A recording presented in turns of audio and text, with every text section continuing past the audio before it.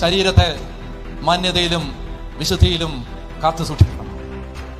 പുകവലി, വെറ്റമുറുക്ക്, മദ്യപാനം, വ്യഭിചാരം, പോർണോഗ്രഫി, ആവശ്യമില്ലാത്ത കാര്യങ്ങൾ കാണുകയും കേൾക്കുകയും ചെയ്യുന്നത്, തെറി പറയുന്നത്, ഇതിൽ നല്ല ശരീരത്തെ മാന്യതയിലും വിശുദ്ധിയിലും കാത്തു സൂക്ഷിച്ചാൽ, ശ്രദ്ധിക്കണം, ഇങ്ങോട്ട് നോക്ക്, അങ്ങനെ വിശുദ്ധിയുള്ള ശരീരം കൊണ്ട് നിങ്ങൾ ഒരു വലിയ ഇരുമ്പ് വാതിലിന്റെ മുമ്പിൽ പോയി നിന്നാലും ആ ഇരുമ്പ് വാതിൽ നിങ്ങൾ കൊട്ടാതെ തന്നെ തുറക്കപ്പെടും.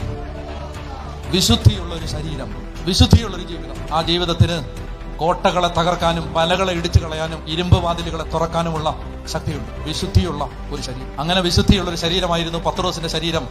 ആ ശരീരത്തിന് കയ്യിലും കാലിലും ചങ്ങലയിട്ട് 16 പട്ടാളക്കാർ കാവൽ നിന്നെങ്കിലും ആ വിശുദ്ധിയുള്ള ശരീരത്തെ കർത്താവ് ആ ചങ്ങല അടിച്ച് വെളി കൊണ്ടുവന്ന് വേലക്കാരി റോദ വന്ന് വാതിൽ തുറക്കുമ്പോൾ പത്രോസ് ആ വീടിനെ മുറ്റത്ത്. വിശുദ്ധിയുള്ള ഒരു ശരീരമായിരുന്നു പൗലോസിന്റേത്. ആ ശരീരം കൊണ്ട് അവൻ ആരാധിക്കുമ്പോൾ കൈകളിലെ കാലുകളിലെ ചങ്ങലകൾ അഴിഞ്ഞു വീഴും. തീരുമാനമെടുക്കും. പുകവലി ഉപേക്ഷിക്കണം, മദ്യപാനം ഉപേക്ഷിക്കണം, വെറ്റമുറുക്കുന്ന ഉപേക്ഷിക്കണം, പാക്കുവെക്കുന്ന ഉപേക്ഷിക്കണം, പാൻമസാലകളുടെ ഉപയോഗം ഉപേക്ഷിക്കണം, അതുപോലെ തന്നെ അശുദ്ധി കാണുന്നത് ഉപേക്ഷിക്കണം. ഇത് ഉപേക്ഷിക്കാൻ യേശുവിന്റെ മുമ്പിൽ ഇന്ന് കർത്താവിനെ സാക്ഷി നിർത്തി തീരുമാനം എടുക്കുക. യേശു അനുഗ്രഹിക്കും.